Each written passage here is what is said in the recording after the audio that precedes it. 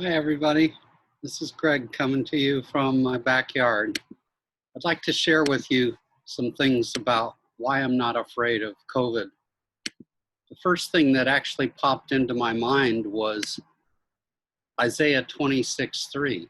You will keep in perfect peace him whose mind is steadfast because he trusts in you. And then the 23rd Psalm impressed me. The Lord is my shepherd. Even though I walk through the valley of the shadow of COVID death, I will fear no evil, for you are with me. That's comforting to know that God is with us, even if we suffer sometimes. But I've also learned a lot of things about the COVID-19 virus from the statistics. And first I looked at all causes deaths in California and see that they're around 22,000 per month, regardless of the year. But they're a little bit higher in January because of influenza.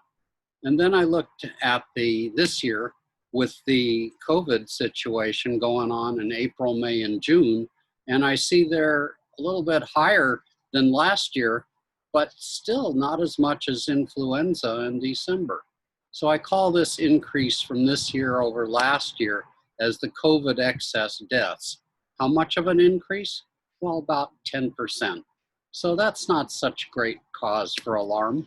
If you look at these all causes death rates and divide by the total population of California, you get 0.064% in California.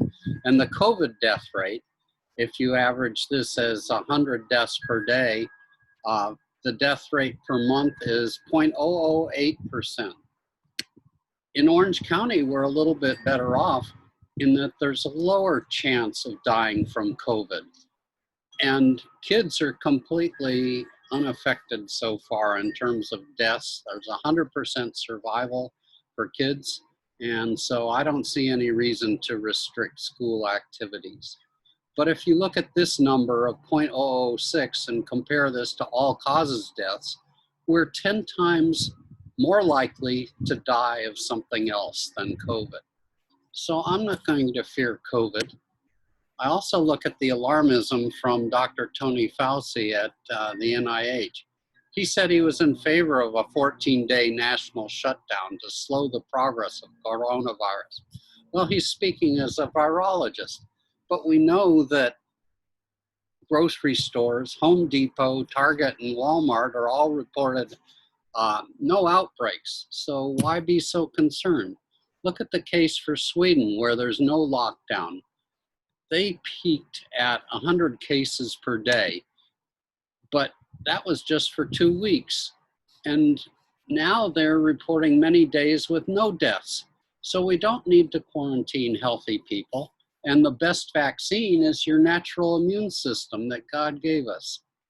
In fact, if we look at another case for alarmism from the World Health Organization, they said that COVID-19 is a new disease. Well, yes, it's distinct from other diseases, but they also said it can grow at an exponential rate.